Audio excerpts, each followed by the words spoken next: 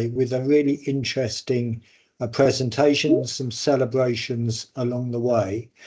In terms of etiquette, can I please ask everyone to be on mute?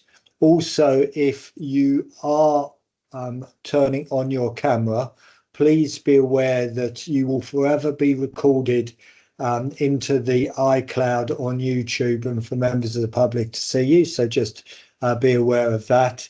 And also, if you can make sure you've got mobile phones or any other type of devices turned off, that would be very helpful. Verity, could you start the recording for me, please?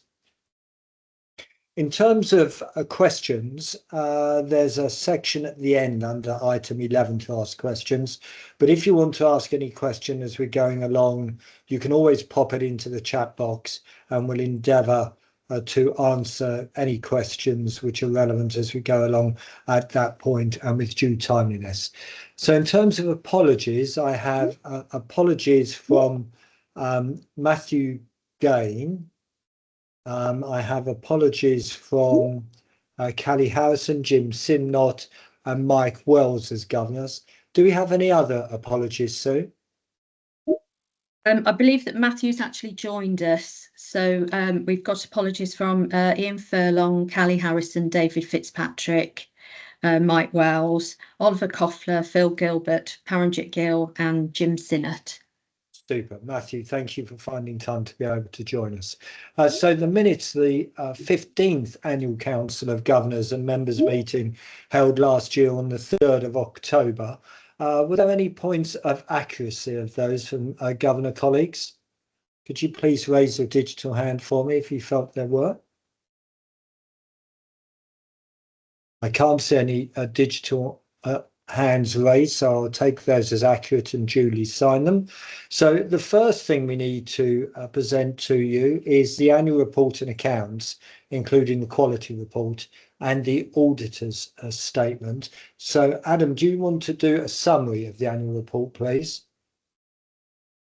Yes, thank you very much. I've got some slides to share, so I will share those now, if you bear with me for a moment.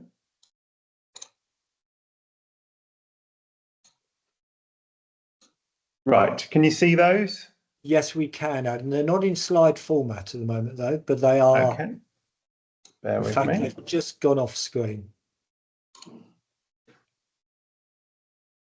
Okay, that's super. Thank you, Adam. Over to you.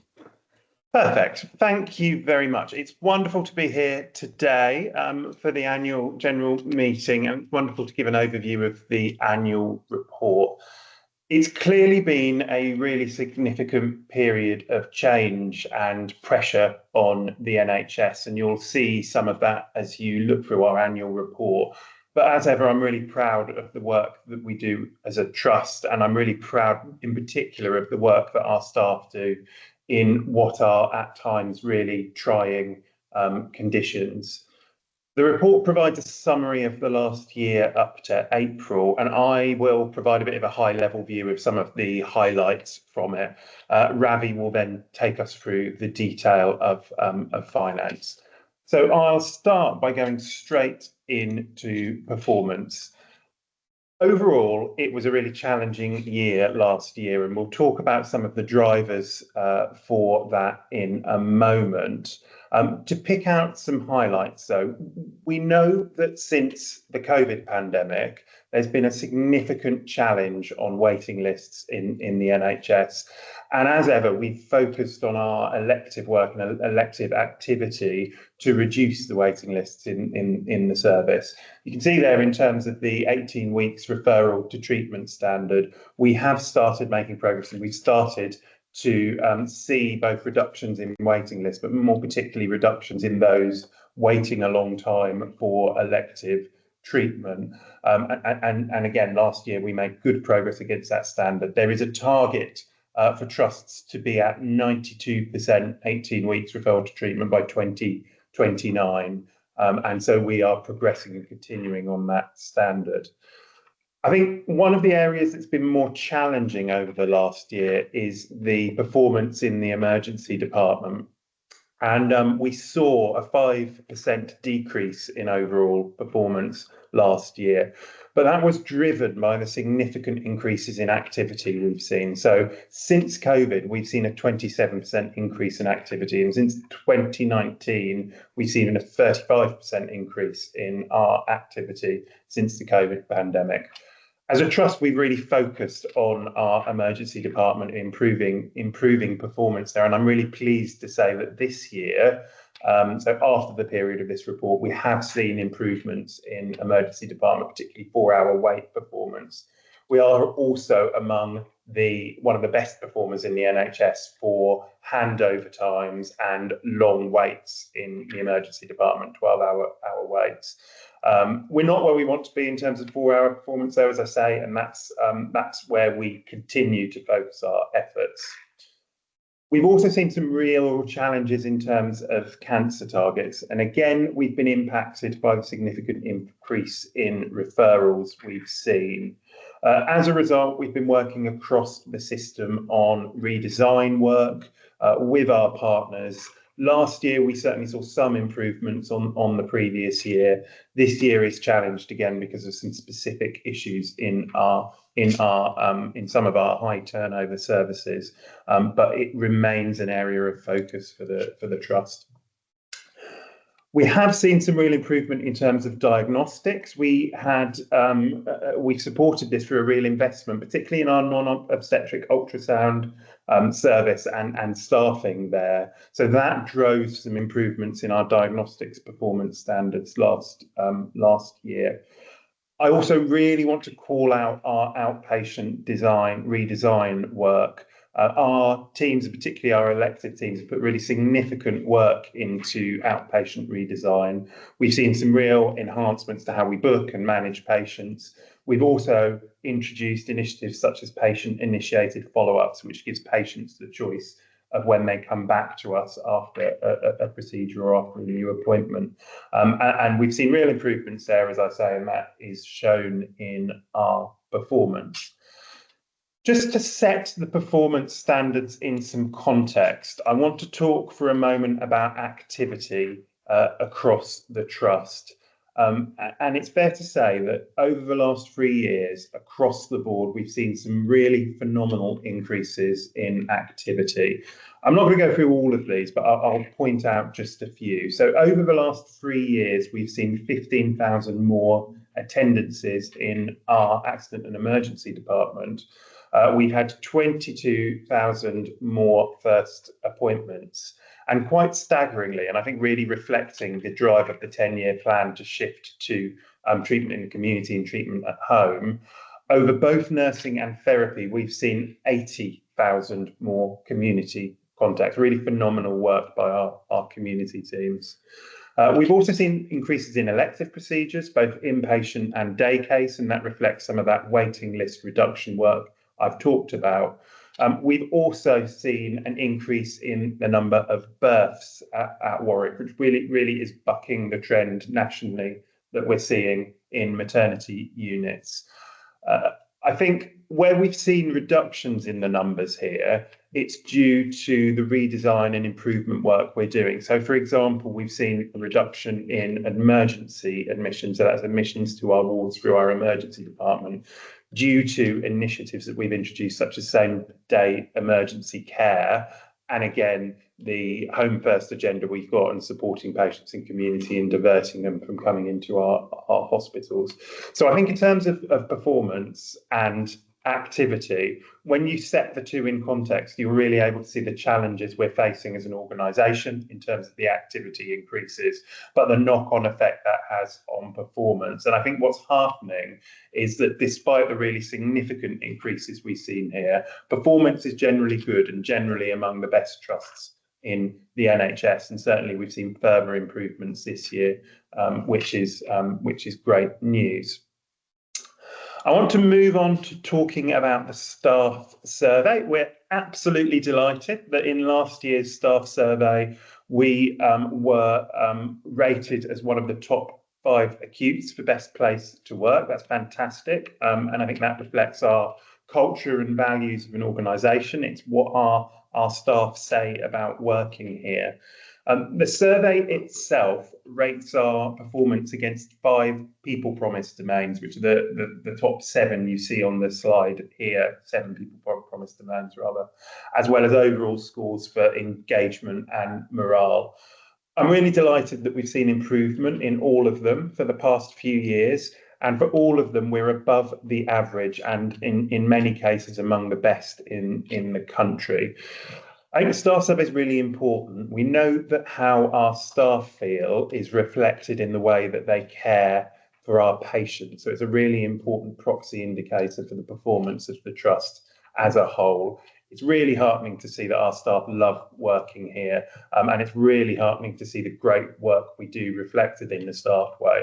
That said, we know that there's still work to do. We know that particularly those from minority groups, from minority backgrounds, don't always experience the organisation in the same way. And we have significantly targeted work in those areas over the last year. Our really strong message is that we will not tolerate discrimination of any form, and in a world that's becoming increasingly divided, it's really important to me and to the executive team and the board of the trust that we keep reinforcing that message, and we take action where we see negative behaviours both in our workforce and those being treated in our environments. Everyone working here has a right to fair and equitable treatment, as do our patients, and that is an absolute focus of our work. I'm going to talk about some of the key achievements over the last year, or last year, I should say. So first, we are extremely proud that we were awarded the HSJ Trust of the Year award last year in November. The judges were really impressed with our culture. In particular, they highlighted our work on continuous improvement, on involvement, on patient experience and outcomes of care. Really fantastic stuff, really proud. It was a panel made up of 200 really well-respected figures from across the healthcare sector, and the major achievement was a real reflection, I think, of the great improvement work, the great culture work we're doing as an organisation. So well done to all our teams who helped make us Trust of the Year. In our health visiting teams, we have also been awarded in Warwickshire with the UNICEF Baby Friendly Gold accreditation, and that joins our Solihull and Coventry teams who've already received the award. It really shows our sustained commitment to supporting breastfeeding, infant feeding, and developing family relationships from pregnancy through to the early years. I will steal one of the things that Russell often reminds us as a board, which is that bringing new lives into the world is one of the most important things we can do as an NHS trust. And it's really great to see the continued dedication of our health visiting and maternity teams through areas such as the accreditation to deliver that for families across Warwickshire.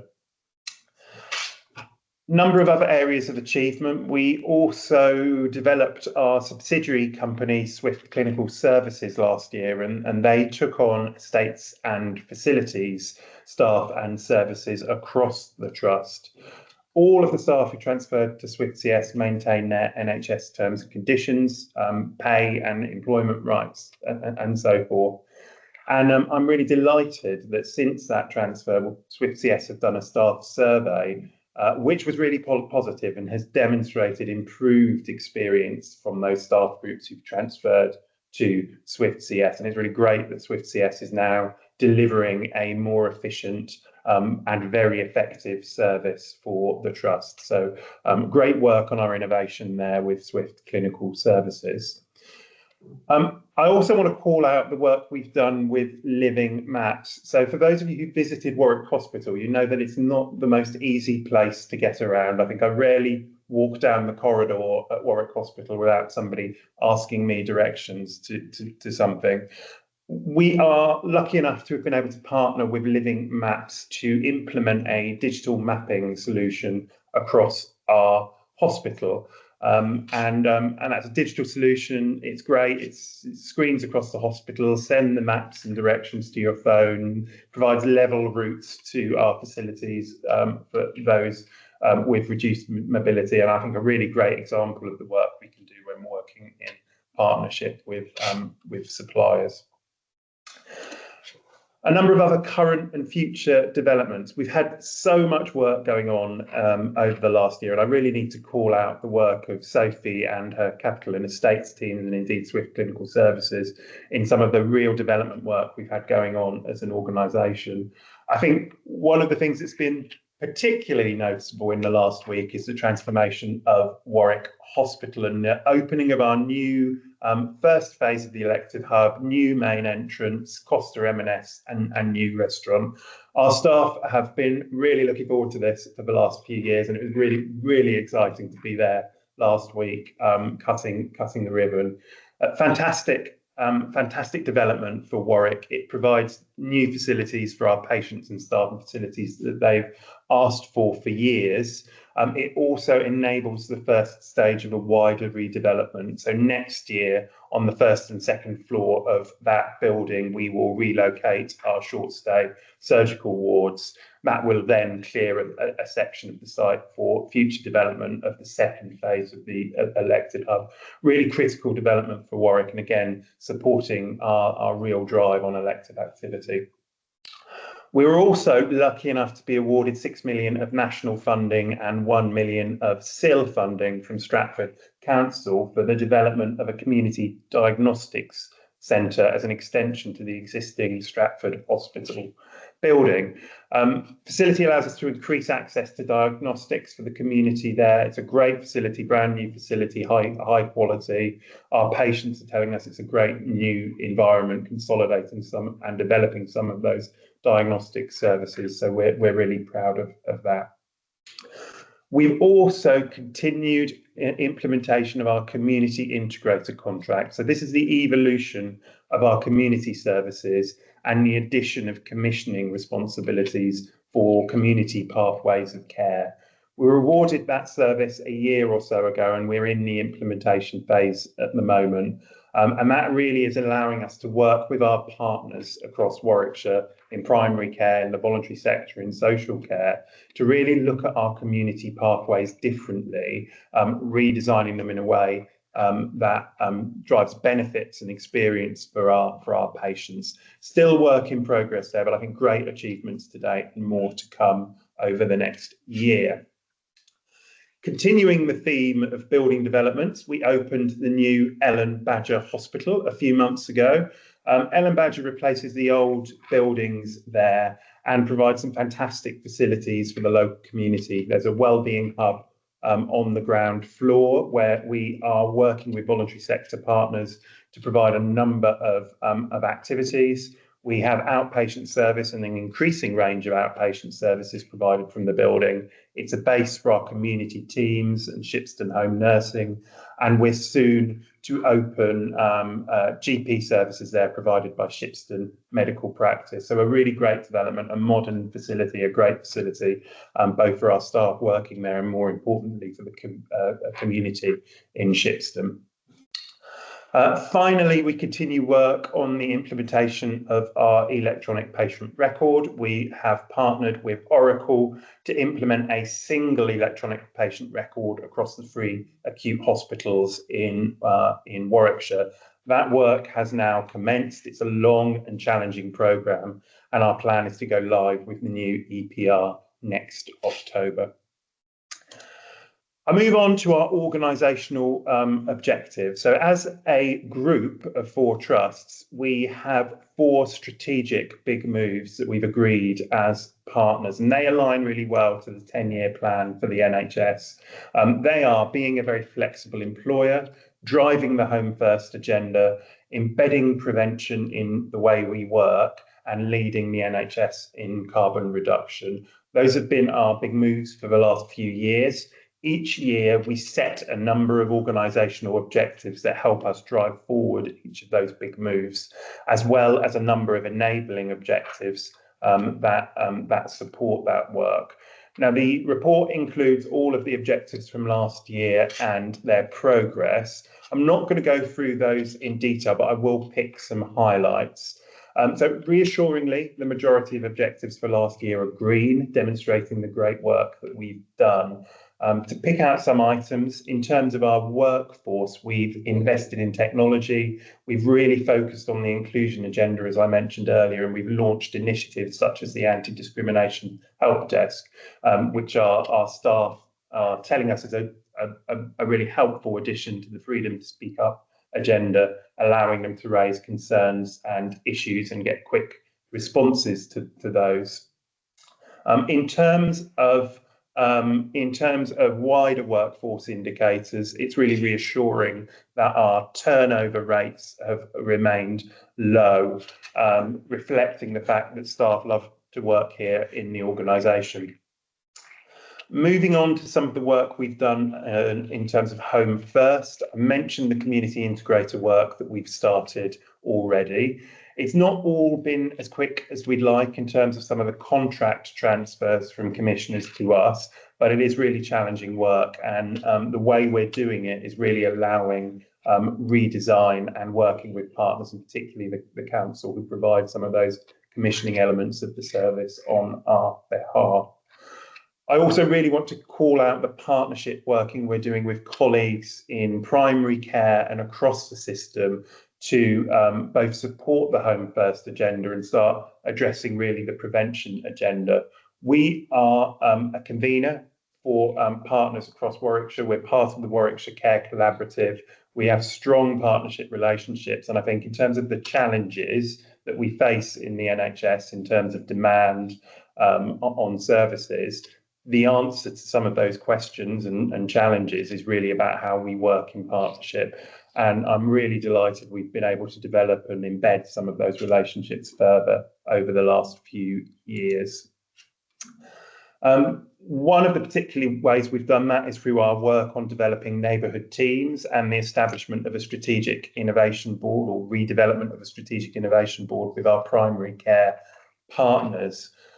We've also done some fantastic work on developing the children and young people's agenda, so recognising that the impacts on that particular cohort of our patients and our community have seen following the pandemic and following some of the wider challenges. We know that as organisations working together, if we can treat children and young people effectively, it really reduces the challenges and problems and demand on the health system later in their life. So I'm really proud that we've got a Children and Young Persons board set up, and that's really driving forward the agenda for those groups. I mentioned the importance of bringing people into the world well, but the other aspect that is really, really important to us as healthcare organisations is helping people die well.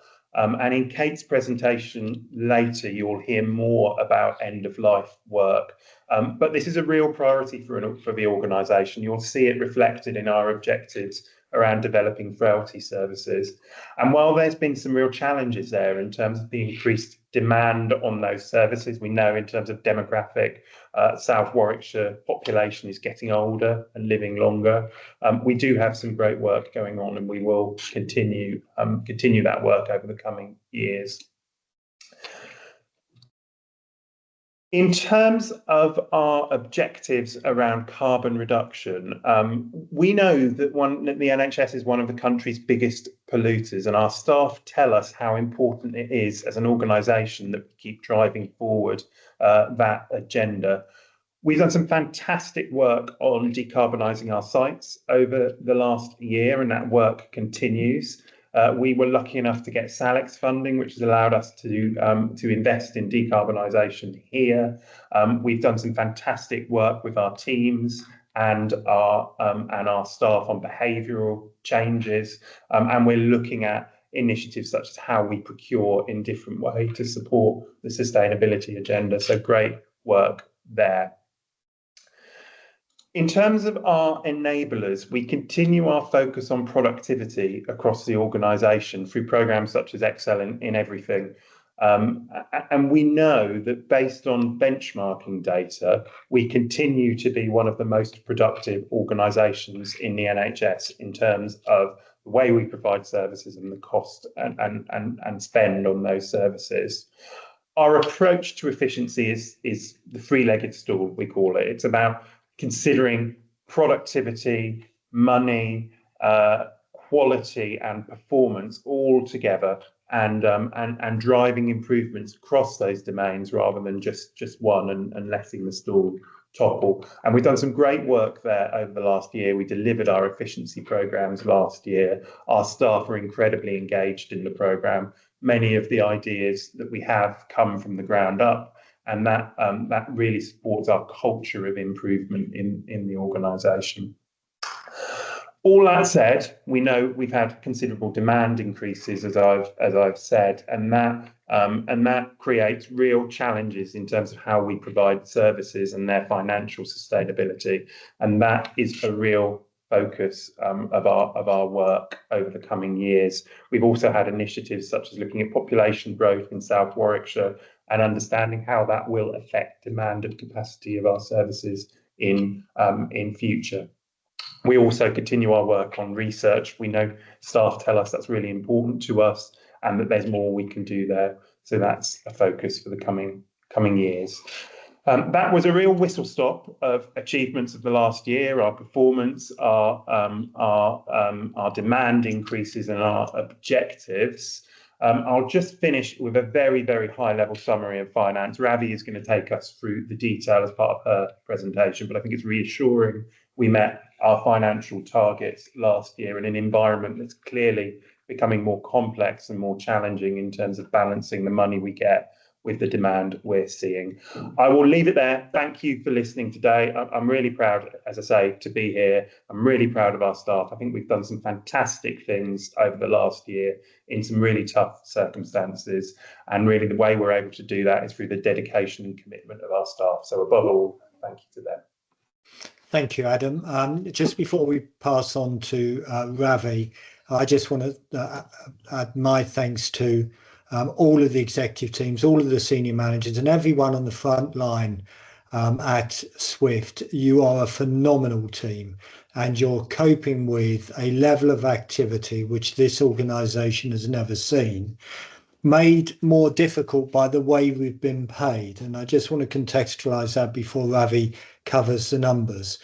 If we were paid as we should be being paid for our urgent and emergency work and our maternity work, given those increases that Adam referred to, our income would be £30 million higher.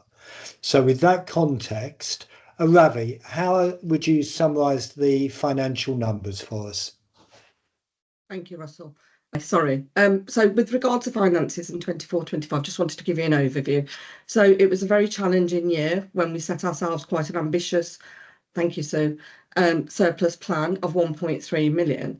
And during the year, we experienced a number of financial pressures, mainly linked to the operational pressures, as Adam's described. And whilst we were able to mitigate quite a lot of these, we weren't able to mitigate all of these. So we delivered a 1k surplus, which is an adverse position to our plan of 1.3 million surplus. However, we did meet our statutory duty as an organisation. Within that, we delivered a significant cost improvement programme, an efficiency programme of £20 million. And we managed to significantly reduce our spend on temporary workforce with a reduction of around 48% in agency compared to the previous year. As detailed in our annual report. Sue, can you move on to the next slide? Sorry, Ravi, I'm having problems. Bear with me. Okay. As detailed in our annual report, the second slide, when Sue gets it up, shows where our income comes from. And the following slide after that, where we spend our money. So the majority of income does come from the ICBs. Integrated care boards, with the largest majority from Coventry and Warwickshire ICB. Okay, sorry about this. And as you can see from our expenditure slide, most of our spend is on workforce, the workforce to deliver our services for our patients, and also on clinical supplies. In terms of capital, we spent £34 million on capital projects. And we invested in significant capital schemes, many of which Adam talked about in his presentation.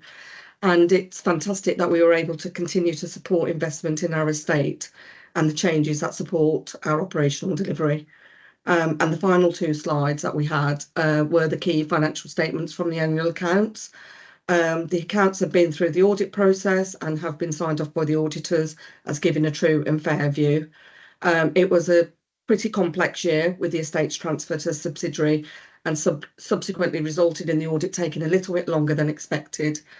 The only key area that the auditors flagged as an area of concern, which isn't new or a surprise, was the non-recurrent delivery of CIP. And that is an historic issue for SWFT, mainly because we have a very low reference cost. So I'll leave it there. Sorry about the IT problems. Ravi, so it's not the end of the world. You did very well. And Ravi, I'd just like to thank you for stepping up to become the Interim Chief Finance Officer for SWFT and George Elliott, and to provide that overview. I think for members of the public and the Council of Governors who are briefed, the real issue for me on the numbers is the fact that we've been operating on what's called a block contract rather than an activity contract has cost us £30 million a year in terms of lost income. So that is one of the very real challenges hidden and embedded within those numbers. But the level of financial control that is applied at SWFT through Ravi, her team, our senior managers, the divisional teams, is very, very strong, which is evidenced by our very low reference costs compared to other organisations of a similar size. At its simplest, SWFT is about 20% more productive than the average acute with similar characteristics to itself, which is a quite phenomenal statement. If every organisation was as efficient as SWFT in the NHS would save around 15 to 20 billion pounds a year. That's how good SWFT is. And in the context of the volume numbers that Adam talked about, I think members of the public should be proud of everything the teams do at SWFT, and I certainly am as your chair. We'll move on then to the annual report of the Council of Governors. And so I'll just give a summary of the work of the Council of Governors during 24-25. We've met over 7 times in public during that period and once confidentially. We've obviously also had the annual general meetings and the Council of Governor meetings, which occur every quarter, and members of the public are always very welcome to join those, as well as the public board meetings.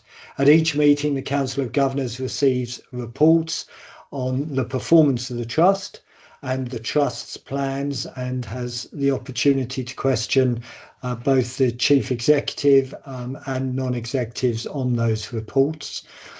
They've received a number of reports from their formal subcommittees, including the Nomination and Remuneration Committee, the General Purposes Committee, and the Patient Care Committee. The Patient and Engagement Committee was paused during 24-25, pending the work of more general work on public engagement. Could I ask everyone to go on to mute, because I think there's some colleagues who aren't on mute. In performing its statutory duties during the year, the Council of Governors received and approved the annual review of the board's standing orders, approved the significant transaction to transfer the estates and facilities from the Trust to SWFT Clinical Services, approved the reappointment of both myself as Trust Chair and the non-executive directors Phil Gilbert and Paramjit Gill, approved the recommendation to appoint Robert White as a non-executive director, approved the recommendation to appoint Phil Gilbert, non-executive director, as the senior independent director, and David Spraggett as the vice chair, and approved the recommendation to change the voting rights for non-executive directors Phil Gilbert and Oliver Koffler. They approved the reappointment of Deloitte as the Trust's external auditors. They reappointed Mike Wells, the public governor for East Stratford and the Borders, as the lead governor. And whilst wanting to thank all of my governors, I do particularly want to thank Mike for his willingness to fulfil that role. They considered and approved an annual review of the Code of Conduct for governors. They received and noted an annual report from the lead governor. They received and noted the annual self-assessment of the Council of Governors. They received a report from the Trust's external auditor on the outcome of their work for 23-24. They received the Register of Governors and Governor Interests. They considered and agreed amendments to the subcommittee's terms of reference, and through the Nominations and Remuneration Committee, received the outcome of the non-executive director's appraisal undertaken by myself and the chair's annual appraisal, and included confirmation of each non-executive director's fit and proper person test compliance. The following summarises some of the council business since the last annual report. We, as a governors, have contributed to the development of the trust strategy and plans at the autumn and spring round tables, one of which we had yesterday. The governors particularly sought assurance in the trust during the year on the staff wellbeing initiatives, the care collaborative work, how the cost and productivity in programmes drives productivity, the trust's approach to productivity more generally, the trust's response to the Lord Darcy report on the state of the NHS in England and the challenges for the NHS over the next 10 years. They also received reports on cancer services, as well as updates on the Integrated Care Board and SWFT clinical services. They also continue to contribute on a wide variety of internal projects and working groups, including the Community Diagnostic Centre, the Elective Hub, the Ellen Badger Hospital site redevelopment, the end-of-life care work that goes on, falls prevention, safer discharge, and wayfinding projects. The list really does go on. Members of the public can be assured that the Council of Governors are very active in terms of the work of the Trust. The Nominations and Remuneration Committee continue to make their recommendations to the Council of Governors on the appointment and reappointment of the Chair and non-executive directors. The Patient Care Committee continue to scrutinise patient care, quality and dignity within the Trust. And a report on topics of interest received and areas of concern from the Council of Governors, and the GPC continue to oversee the arrangements of the conduct of the Trust. So a whole variety of different work that has gone on. And in terms of resignations during the year, there were no resignations received from public governors. There were some newly elected governors with effect from the 1st of March, however, having had the election process undertaken. And I'll just read out the name of the governors, but it is a matter of public record. The governors are Jean Arrowsmith, Paul Bowness, Manu Chaku, Michael Coker, Michael Cox, Dr. Tim Crook, Nyendi Dadi Kongwa, David Fitzpatrick, Mike Flaxman, Ian Furlong, David G, Dr. Callie Harrison, C.C. Mariathas, Leslie McGuigan, Carolyn Pickering, Holly Poe, Dr. Jeremy Shearman, Kieran Toner, Kathy Wagstaff, Sue Warner, and Mike Wells. And we have appointed governors who are nominated to the council: Councillor Liz Coles, Matthew Gain, Councillor John Holland, and Councillor Jim Simnott. We do have a couple of vacancies on the Council of Governors.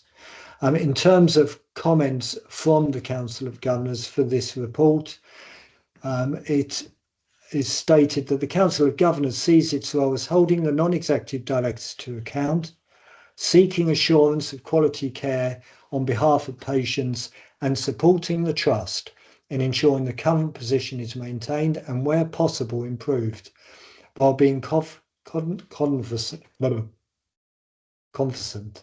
of the increased demand, increased pressures, staffing issues, and challenges facing the NHS locally and nationally.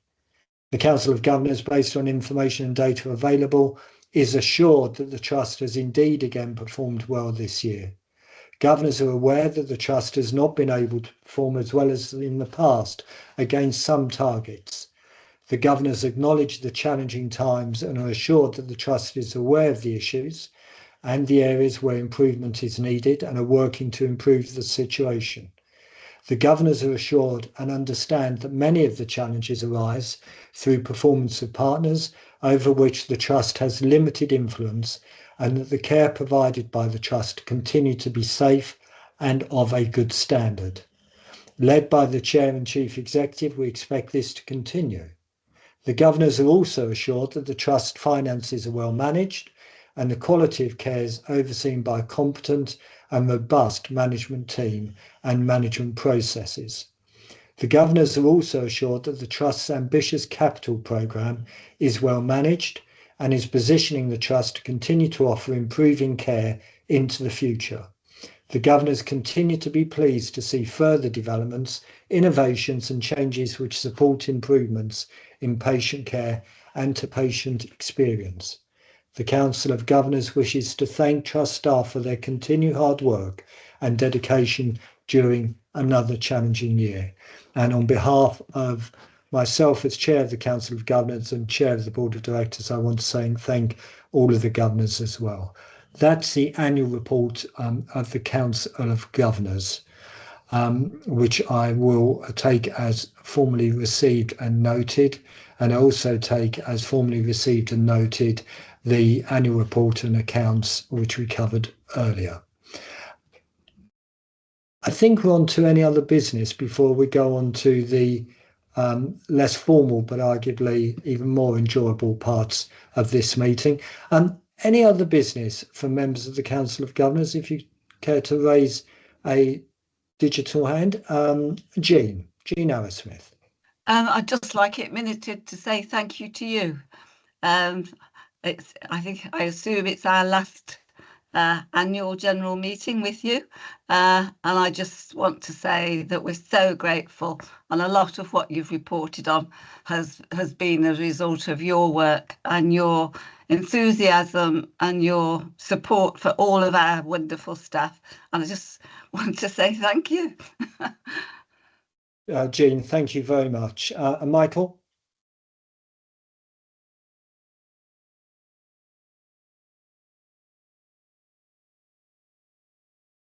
That appointed you, Russell. I'm very proud of what I did, and I'm very happy to second what Jean has said, and I think it's very appropriate that we should mention this at your last AGM, because there isn't any doubt that you and Glenn over the time of the Trust have had a tremendous effect, and we're all very proud of the hospital, and you have every reason to be too.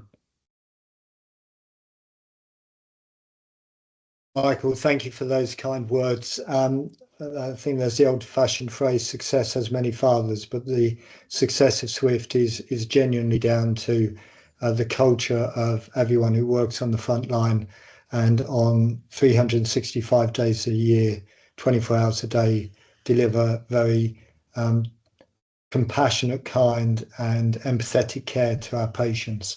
I am incredibly proud to have led this organisation, and I'm also incredibly impressed by the way it has coped with the volume increases that we have seen. We are a victim of our own success, and as Adam indicated in his numbers, people are bypassing other hospitals to come to us because of their confidence in the care they'll get. People are coming to us to give birth because of their confidence in our maternity services, and they're coming to us with their loved ones at end of life to receive the care that they're confident they'll get with us. That level of care is quite extraordinary, and I'm very, very proud of everyone involved in it. Finally, Adam, then we'll move on. Adam? Thank you. Our governors beat me to it, actually, Russell, and said it far more eloquently than I could have said. But just to acknowledge on behalf of the executive team, thanks for your support and guidance and challenge over the years, because it really has helped us all. And congratulations also on your MBE, which you received last week, and very well deserved it was too. Thank you, Adam. So we'll move on because I don't particularly like talking about me. And we'll close the meeting. The date of the next meeting, formal meeting, will be announced in due course. And as Jean said in the start of that process, you'll have a new chair. So we'll move on then to the bits of the meeting that I enjoy far more than talking about me, which is the Going the Extra Mile annual awards. Now, one of the things I have as a philosophy in life is encouragement and praise always leads to people performing better than criticism and not being encouraged. If you bully people, if you criticize them all the time, if all they hear is negative comment, they become inhibited and they become concerned about their own decision making. If you encourage and celebrate, then you end up with an organisation which is innovative and positive and full of joy. And that's what we aim to try and achieve at SWFT. So the first Going the Extra Mile annual award is for the individual winner. And I hope I've got Sandeep on the call. I'm not sure I have. I'm here. Yeah. Sandeep, fantastic. Right. Sorry.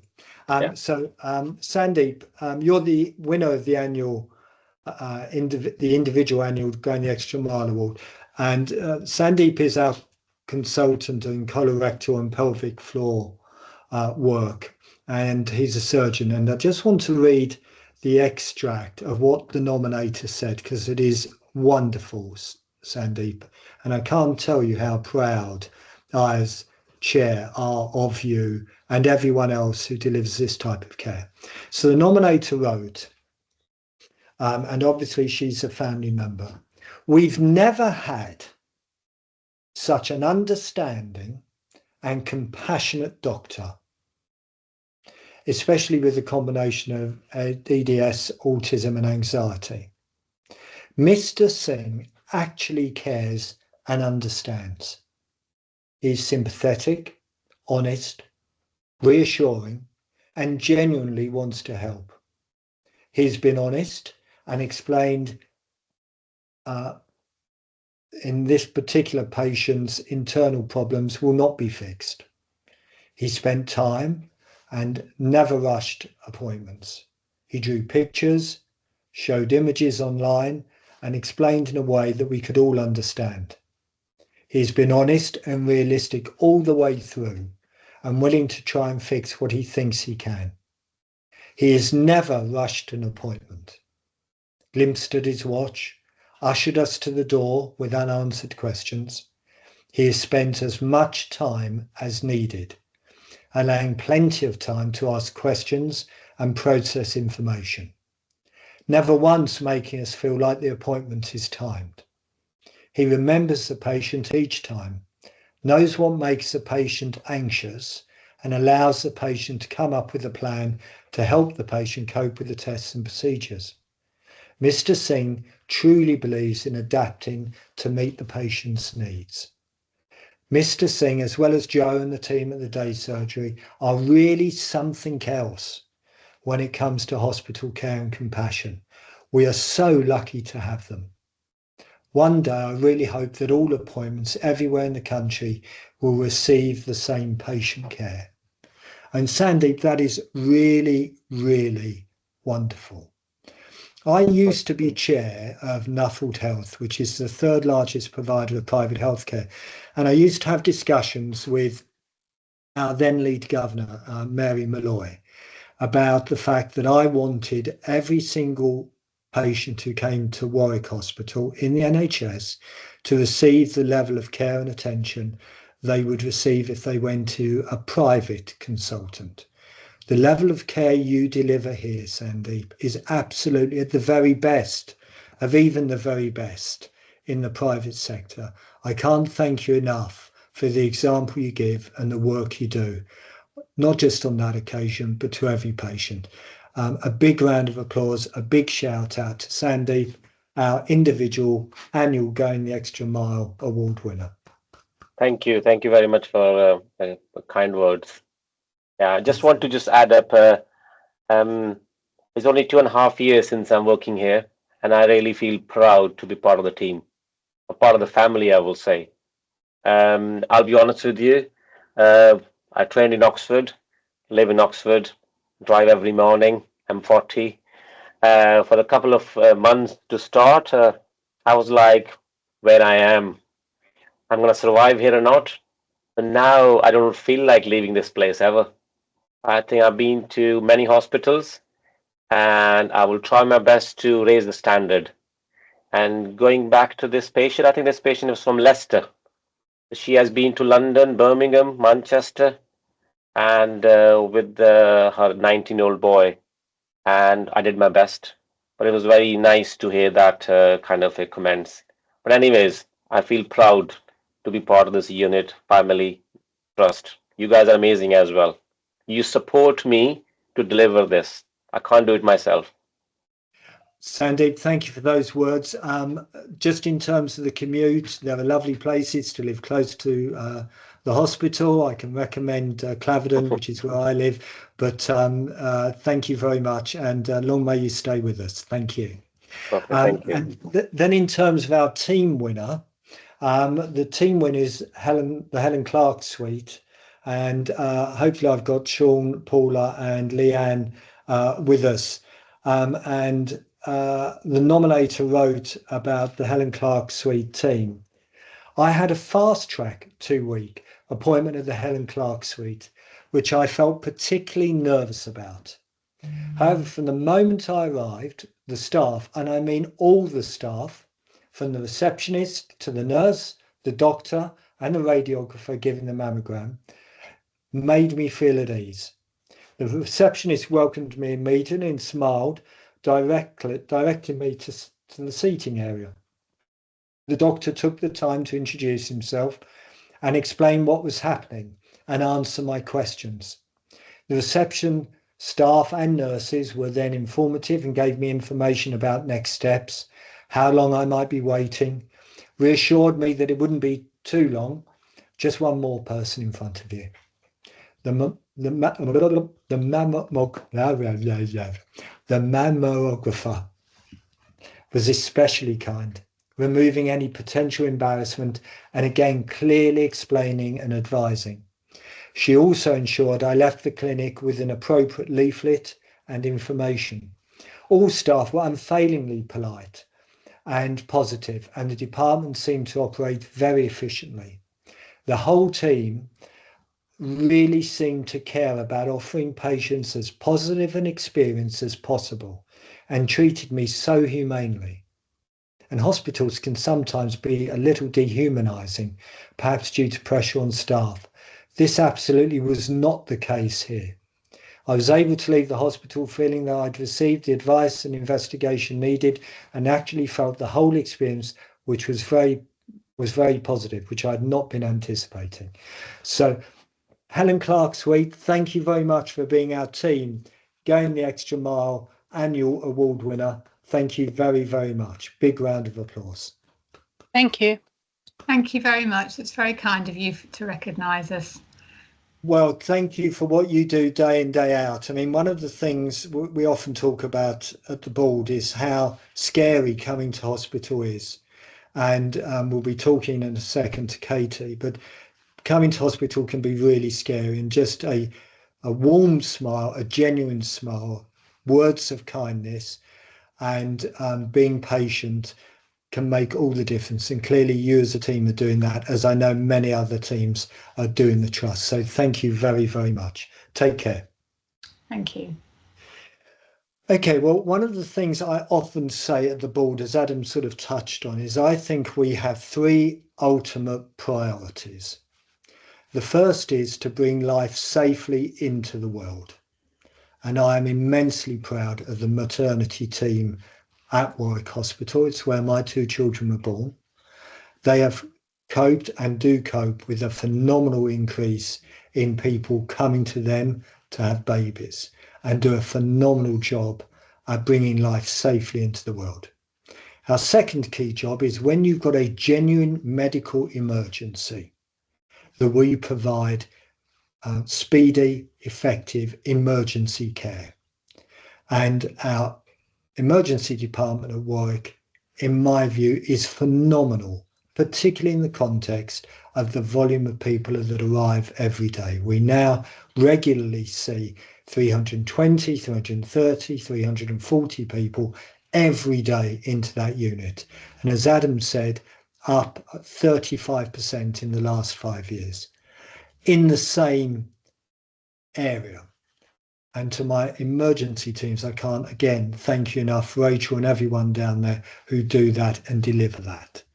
The third key area, ultimate priority, is when it comes to end of life, that we help life leave the world with dignity.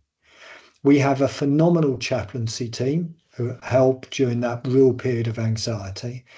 But under Katie, who's going to talk to us about palliative medicine at Warwick, we have a team that I know is under-resourced and always stressed, but I know from my own personal experience do a quite phenomenal job at helping ensure that in that really angst, worrying time, really important time at end of life, that we help life in our hospital leave this world with dignity. So with that introduction, Kate, over to you. Thank you. Right, I'm just going to try and share my screen. Just a thing that my computer is slightly on the brink. I'm expecting a new one because it's got so many issues with it. So if it doesn't work, I apologise. Kate, before you joined us, we had lots of technical issues, so you won't be alone. And I hear your plea for a new computer, which I'm sure Adam or Harkamel will pick up on. IT have already sorted it. No, they're great. They're a really good team. So let's see if I can share this. Okay, we can see the slide, but it's not in slide format yet. That's the that's the challenge, isn't it?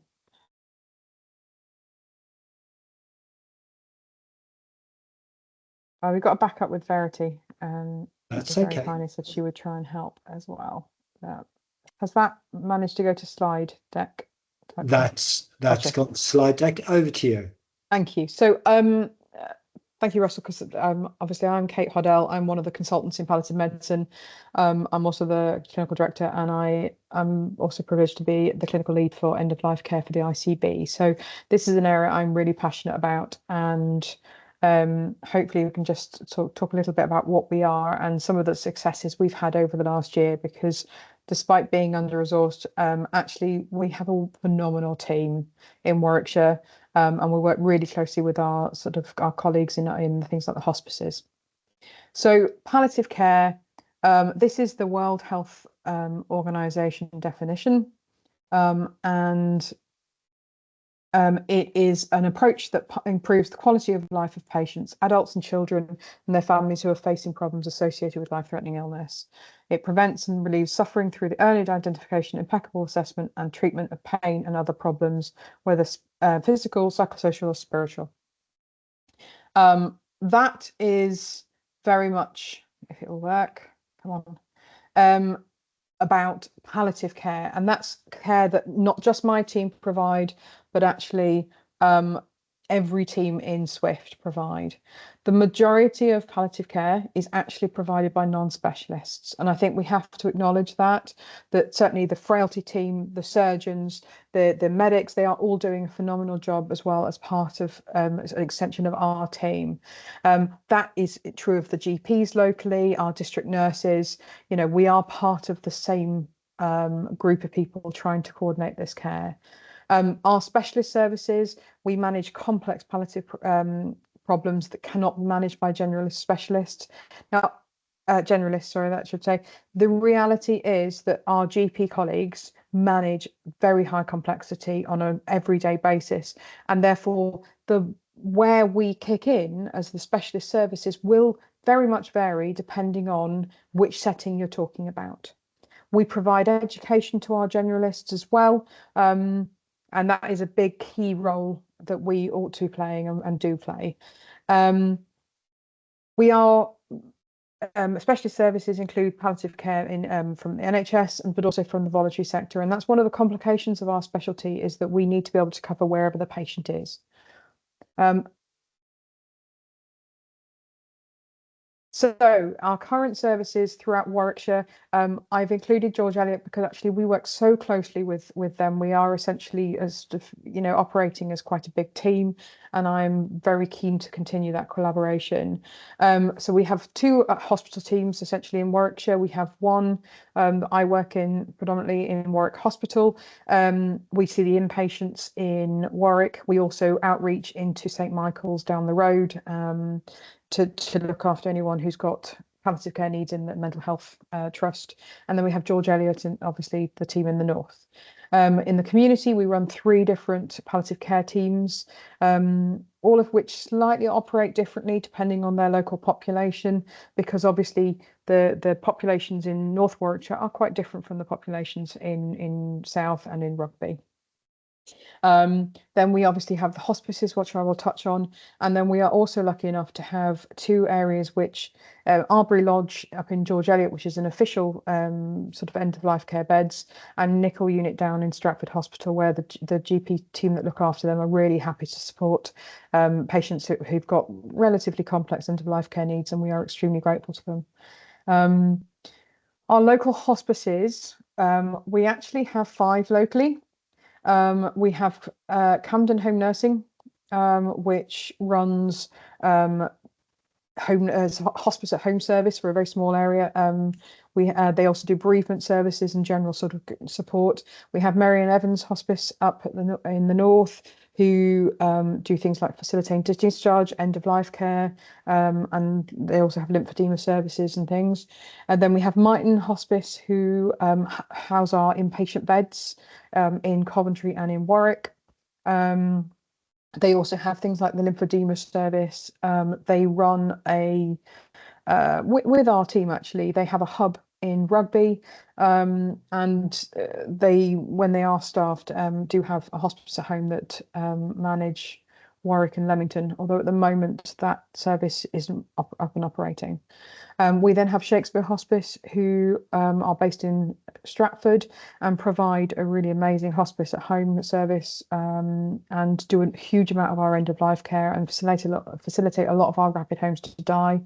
They also run services, particularly counselling services and complementary therapy. They have a day hospice, which we utilise a lot. They also do bereavement care, and then we have Shipston Home Nursing, who are a hospice at home again, and who actually will get involved a little bit earlier, I think, than the other hospice at homes. But we do share them with another area. All of these hospices are amazing. They are part of it, and actually we have a daily call with them to try and make sure that we're coordinating care. We also, so for instance, I go to the South Specialist Palliative Care Team, MDT, Myton, Shakespeare and Shipston as the 3 of our local hospices are there. Mary and Evans attends the North one. So we try and collaborate as much as we can. We are part of a large team if we can be. So just touching on end-of-life care, it is obviously everybody's business, but the World Health Organization definition is actually the last year of life. And I think that is often a shock to patients and their families.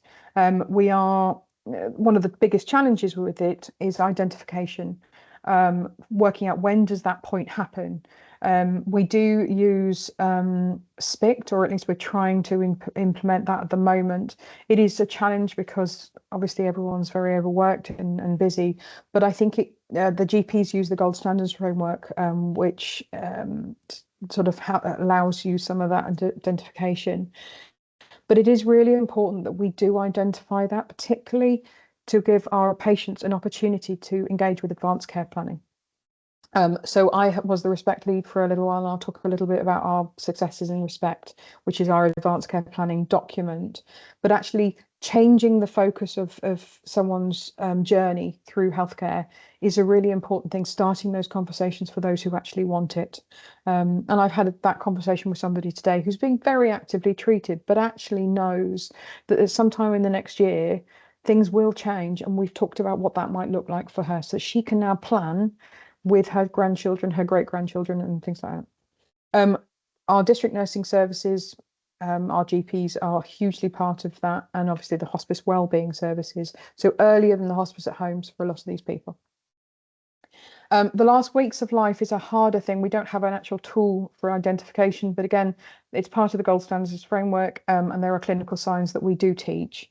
The important thing there is things like deprescribing, again, advanced care planning, and certainly in the hospital and in the community, suddenly accessing some of that continuing healthcare funding, which we call fast track, to try and make sure that people have that support at the end of life, as in that last little bit, that they're not having to fund. The NHS can fund that.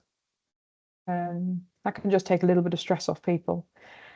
And then we have the end of life care, the traditional sort of what people mean by it when we talk about it, which is the last days of life. Again, it comes on the gold standards framework, and we have an end of life care plan in SWFT that we do use. It's called the I plan. The same plan is used in George Eliot. It's got a slightly different colour, but the questions are the same. And when we get our new EPR, we are starting to work on making sure that works for our patients when we get that into SWFT and George Eliot. The big thing there is anticipatory medication, ideally a bit earlier than the last days of life, particularly in the community, but certainly in the hospital, that tends to be in the last days of life. And again, fast tracking hospice at home. The robin that you can see there, I will touch on it a bit later as well. That is our new sort of symbol in Warwick Hospital for end of life care. It's been drawn by one of our CNSs as part of another piece of work that she's done. So I just wanted to touch on some of the things that we've done that are I'm really proud of, and the real successes, and to some extent a little bit unusual, I think. So one of the things that we did many years ago, actually, and of course of COVID it stopped, was we developed an early palliative care clinic, which I run. Initially it was just for oncology patients, but we've now managed to open it up for all palliative diagnoses. So I don't have the capacity to take from primary care, unfortunately, but I do take secondary care referrals. So I get a lot of patients now with COPD, a lot of patients with respiratory issues, heart failures. I've got a few with some alcoholic liver failure, trying to get those people in who are still able to come to clinic and who just need a bit of introduction and can be seen every few months. We've had increasing referrals, particularly for the non-malignancies, and I'm seeing patients, and I'm seeing a lot of follow-ups. And actually, that's been quite successful in getting people into local services. It's also been quite nice because it's allowed me to work with some of our GP colleagues in the community to sort of work on some slightly different approaches to particularly breathlessness. While I don't think anyone enjoyed COVID, it did mean there were quite a lot of advances medically in palliative care in particular, which had not really happened in my previous career. So that's been quite exciting. That has meant that we've been able to develop things like short subcutaneous infusions. It's a different way of giving medication, which means we don't need to put a cannula in somebody.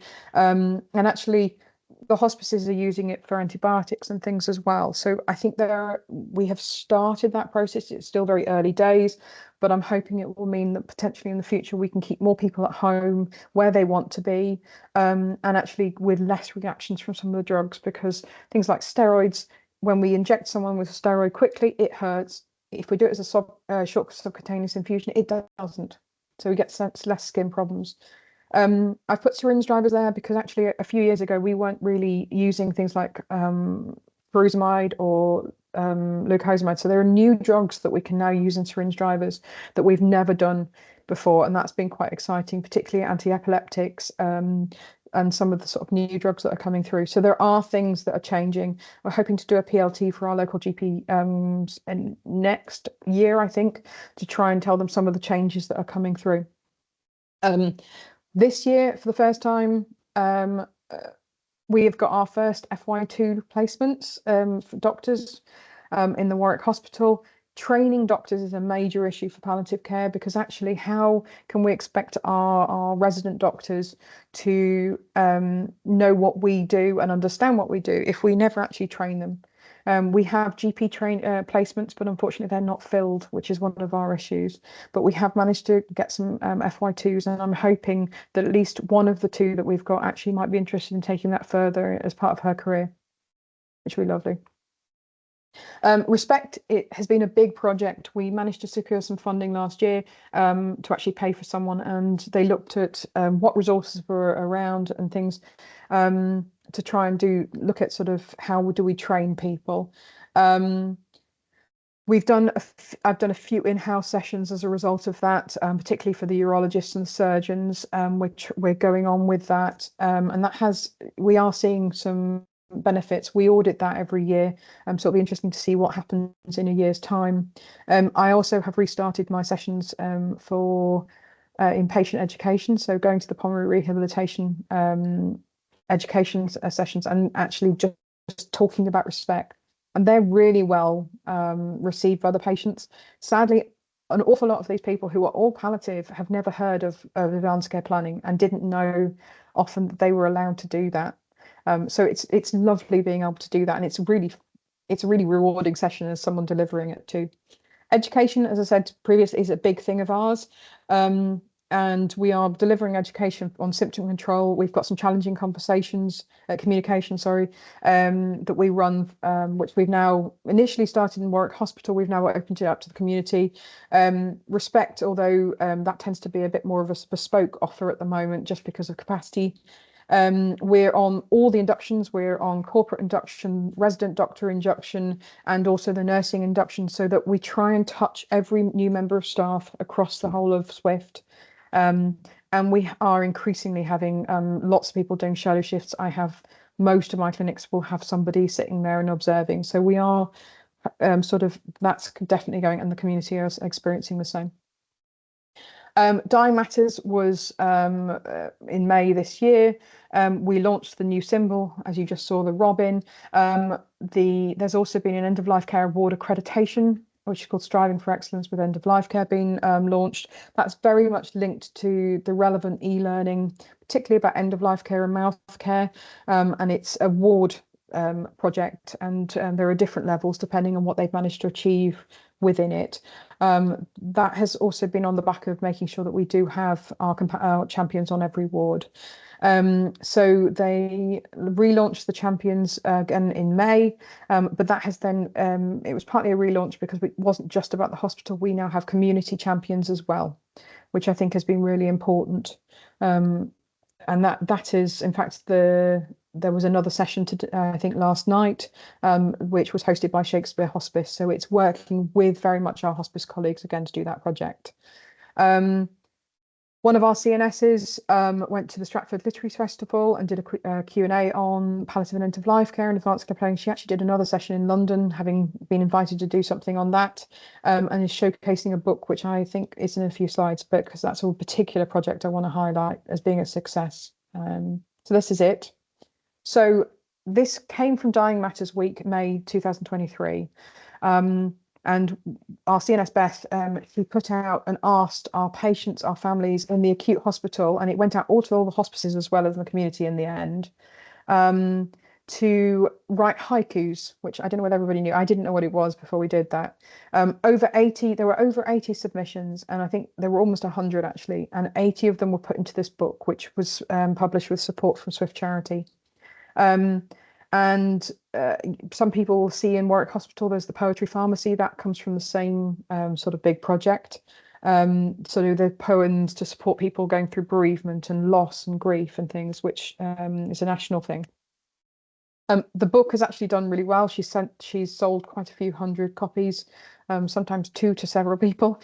And it's been an amazing piece of work actually. And the robin has been taken off that book.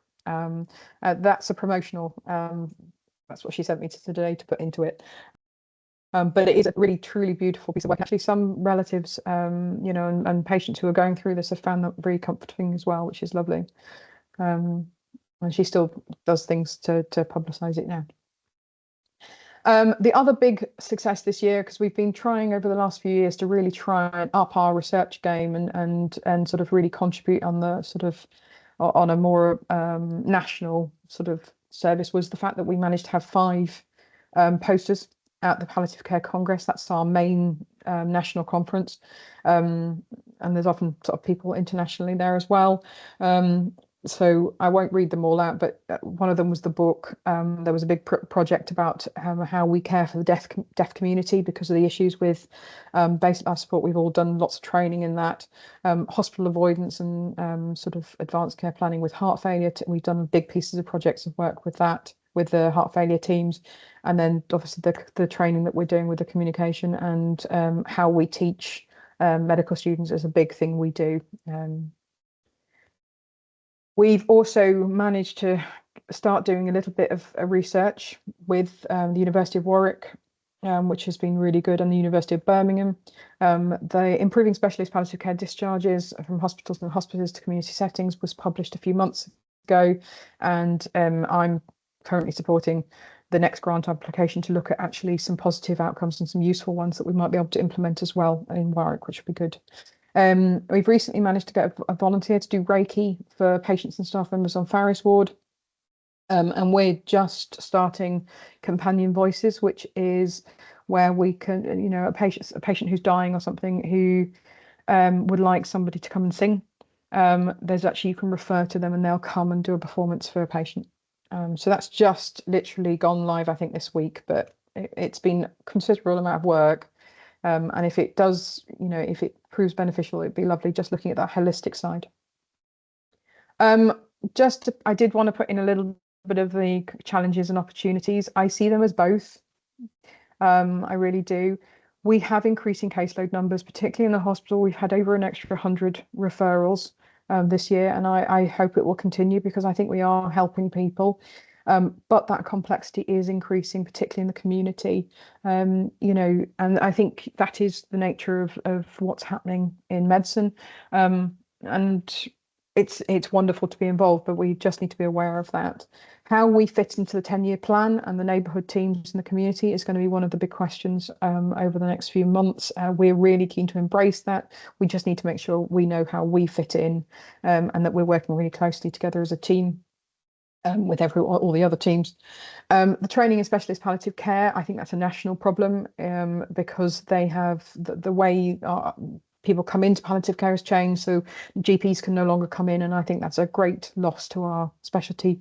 So making sure we've still got those links with community is one of the other things, and that's part of why I'm really embracing, you know, having junior resident doctors in our team. I keep on bullying the education department about it on a regular basis. And then there's the local resourcing of specialist palliative care. That leads on to our hospice colleagues as well, not just locally, nationally. There's a major issue with how hospices are funded at the moment. And then the thing that preoccupies an awful lot of conversations in specialist palliative care is assisted dying, and how that affects us and what's the impact on our services. That was a very quick overview, but are there any questions? Kate, that was wonderful. I've also popped into the chat box a very helpful book, in my view, on this whole issue, which is Achieving a Good Death by Chris Palmer. Questions and perspectives on Kate's presentation, Jeremy?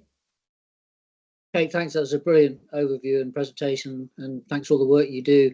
There was a news item on the radio this morning about an extension of the hard wiring of funding into hospices, which is obviously positive news. Do you envisage a day when that's going to become a permanent arrangement, or do you think it's going to be one refreshment after another? Because you and I have discussed for a long time about the funding model and the fact it's unsustainable. Where do you see things going in the future? Are we going to be dependent on charity uptake, or do you think this is going to be more of it's going to be hardwired?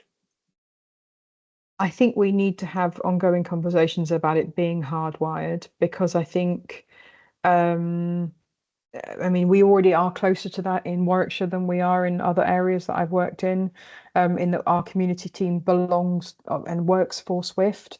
But I think those things like the access and how that all links up, it is challenging, because, you know, when you're trying to work with different organisations and you can't quite join it up. So I think, do I think that they're going to sort funding for hospices? I think hospices are going to struggle increasingly over the next few years, and I think that's something that we need to be aware of, because, and I'm looking at other areas where their hospices have gone under, what happens is that the local NHS trusts have to pick it up because it's still services that we need. It doesn't, whether they're there or not, we still need them. So I think it's a question of trying to keep them, sort of as close as we can into the system. But I'm not sure. It's difficult to know how sustainable all of it is in a world where actually people are struggling to donate money. Russell, if I might just extend that and broaden it out a little bit, because Kate and I have discussed this many times over the years. The charities do a great job in raising money, but they also have a really important part in raising awareness within communities. So they each have identity with the little sub units, if you like, of our communities. So even if we move towards better hardwired funding, this coming into the healthcare budget, we need to think about that messaging and that community base, because at the end of the day, when patients are close to end of life, they want to feel comfortable. They want to know they're going to an organisation that they're familiar with and is part of their locality. I couldn't agree with you more, Jeremy. And I'd say to members of the public that if you're thinking of writing a will, wouldn't it be wonderful if you donated some of your estate to a local hospice or to the work done in palliative care by Kate and colleagues? If you know someone, and Warwickshire has a high number of very wealthy individuals, some of whom, for example, Sir Peter Rigby has supported us with our cancer unit at Stratford upon Avon. But if you know someone who's very wealthy, or you're listening to this now and you have been blessed to be very wealthy, I would ask you to seriously consider donating substantial monies to the hospice area and to our own palliative care team to allow us to be able to continue this work, because I really do worry that this isn't going to become hardwired into the funding, and therefore we need to redouble efforts to support our colleagues in the hospice sector, because as you say, Kate, they're such an essential part of us ensuring that we're able to provide as a healthcare system dignified end-of-life care. And they do phenomenal things, but they're continually struggling for money. And equally, I give a proportion of my chair's salary to Mitre Hospice and have done since I became chair. There's nothing better than to feel you're doing that level of good. Any other questions to Kate? Kate, you didn't mention it. I sort of mentioned them earlier, but just a bit of a shout out, not least because Adam and I met the new Bishop of Coventry on Monday, Tuesday. And our chaplaincies are a group of volunteers, multi-faith volunteers who give up their time to be that helping hand or listening ear for people who are concerned at end of life. So I really want to have a big shout out to our chaplaincies. And I also want to encourage all of us, frankly, to think about our end of life planning and what we want. I know from my personal experience, when I lost my mother-in-law, she'd never really thought about dying. And therefore, when it came to the end of life care, which Kate was involved in, it was a series of difficult conversations. As Benjamin Franklin famously said, there are only two things we can be certain of, and this isn't a political point: death and taxes. And so as we all get to a certain age, I really would encourage everyone just to think about what they want in terms of their end of life planning. Kate, I'm also really conscious of the emotional stresses and strains that your work and your colleagues' work demands on you and your family. You know, I often say because I'm involved in the midwifery unit with David Spraggett as safety champions, how joyous it is to go round the baby unit and see life coming into the world.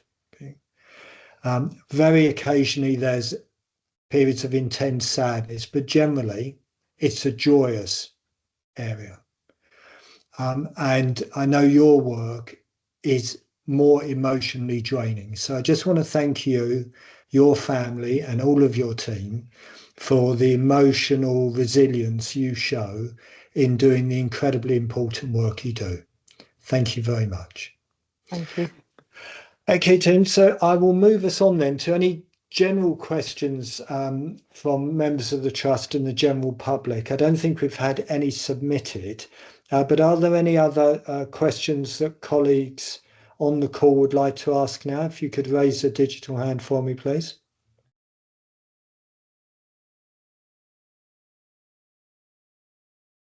Okay, I can't see any digital hands raised, so I think we will therefore bring the meeting to a close. As was touched on earlier, I can't tell you how proud I've been to be chair of SWFT over the last almost 11 years. Unfortunately, you don't get rid of me just yet, but this is my last annual general meeting, and I think the team here are quite phenomenal.